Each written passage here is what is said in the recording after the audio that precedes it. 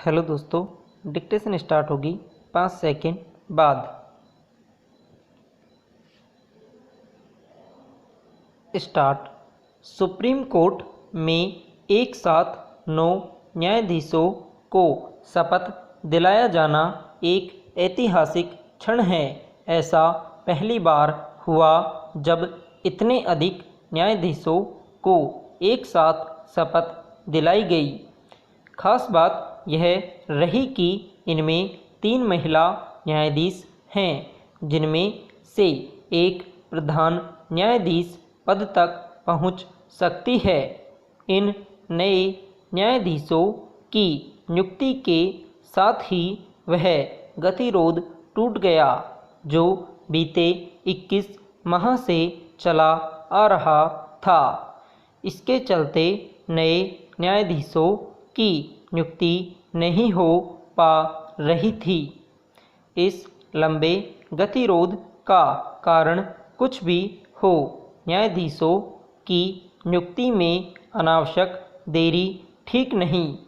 समझना कठिन है कि जब कॉलेजियम व्यवस्था के तहत न्यायाधीश ही न्यायाधीशों की नियुक्ति करते हैं, तब उनकी समय पर नियुक्ति क्यों नहीं हो पाती।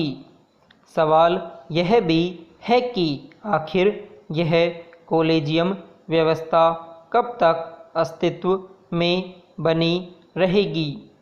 यह सवाल इसलिए सदैव सिर उठाए रहता है क्योंकि किसी लोकतांत्रिक देश में न्यायाधीश ही न्यायाधीशों की नियुक्ति नहीं करते। आखिर भारत में ऐसा क्यों होता है? यह प्रश्न केवल सुप्रीम कोर्ट के पक्ष ही नहीं, ऐसा संसद और सरकार के सामने भी है। यह सही है कि सुप्रीम कोर्ट ने संसद द्वारा पारित राष्ट्रीय न्यायिक नियुक्ति आयोग की स्थापना करने वाले संवैधानिक संशोधन को निरस्त कर दिया था, लेकिन इसका यह मतलब नहीं कि न्यायाधीशों द्वारा अपने साथियों को नियुक्त करने वाली कॉलेजियम व्यवस्था को संविधान सम्मत मान लिया जाए। पैरा। बेहतर होगा कि सरकार राष्ट्रीय न्यायिक नियुक्ति आयोग को नए सिरे से गठित करने की पहल करे, क्योंकि यह लोकतंत्र की गरिमा और मर्यादा के प्रतिकूल है कि न्यायाधीश ही न्यायाधीशों की नियुक्ति करें। सरकार को न्यायिक सुधारों की दिशा में भी आगे बढ़ना चाहिए, क्योंकि वे लंबे अरसे से लंबित हैं। न्यायिक सुधारों की ओर कदम बढ़ाए बिना न तो लंबित मुकदमों के भारी भरकम बोझ से छुटकारा पाया जा सकता है और न ही लोगों को समय पर न्याय उपलब्ध कराया जा सकता है। इसका कोई औचित्य नहीं कि अन्य क्षेत्रों में तो सुधारों का सिलसिला आगे बढ़ता दिखे, लेकिन न्याय के क्षेत्र में वह ठहरा हुआ नजर आए। यदि यह समझा जा रहा है कि सुप्रीम कोर्ट और हाई कोर्ट में न्यायाधीशों के रिक्त पद भरने मात्र से अभिष्ट की पूर्ति हो जाएगी, तो यह सही नहीं। लोगों को समय पर न्याय सुलभ कराने के लिए और भी बहुत कुछ करने की ज़रूरत है। इस ज़रूरत की पूर्ति में खुद न्यायपालिका को भी सहायक बनना होगा। यह विचित्र है कि सुप्रीम कोर्ट के न्यायाधीशों की ओर से समय समय पर न्यायिक सुधारों की आवश्यकता को तो रेखांकित किया जाए, लेकिन उस दिशा में कोई ठोस पहल न की जाए। पैरा हौसलों से हर मुश्किल को पार किया जा सकता है। मेहनत और लगन से हर मंजिल पाई जा सकती है। इसे साबित किया है हिमाचल प्रदेश के ऊना जिले के अंब उपमंडल की कटोहड़ कला पंचायत के बदाऊ गांव के निषाद कुमार ने। सामान्य परिवार में जन्मे निषाद का एक हाथ बचपन में हादसे ने छीन लिया। उसने हिम्मत नहीं हारी, बल्कि और अधिक मेहनत करने लगा। पढ़ाई के साथ उसने खुद को खेल के लिए समर्पित कर दिया। पिता राज मिस्त्री का काम करते हैं। बेटे की मंजिल के लिए वह भी खूब मेहनत करने लगे।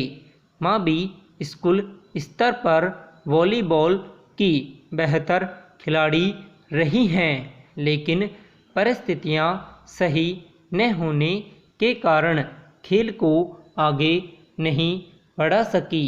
उन्होंने बेटे के लिए हर संभव प्रयास किए और उसे हमेशा आगे बढ़ने के लिए प्रेरित करती रही।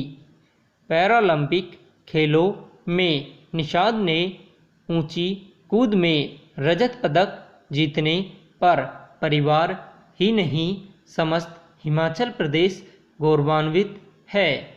सरकार ने भी निषाद की उपलब्धि पर 1 करोड़ रुपए का इनाम देने की घोषणा की है।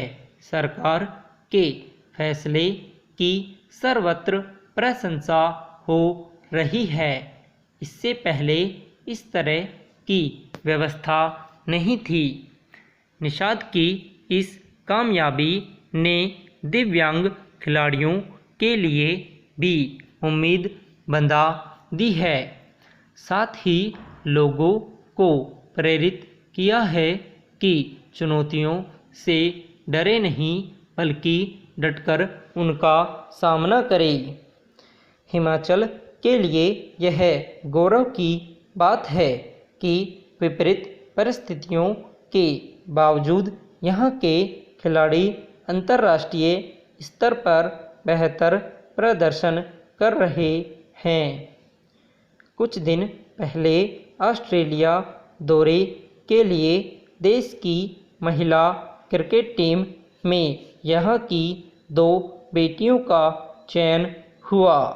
टोक्यो ओलंपिक में भारतीय हॉकी टीम के सदस्य वरुण कुमार भी हिमाचल के चंबा जिले से हैं।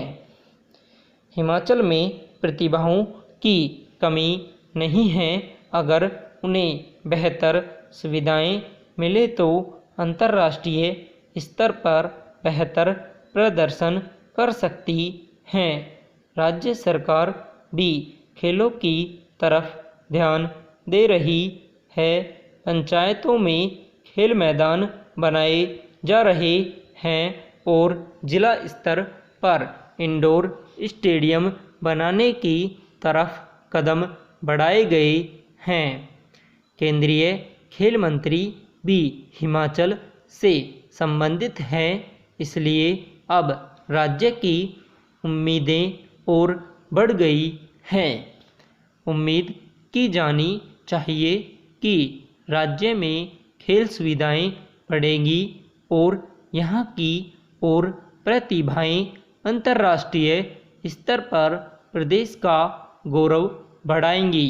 प्रदेश में खेल संस्कृति के पनपने के और भी कई फायदे होंगे।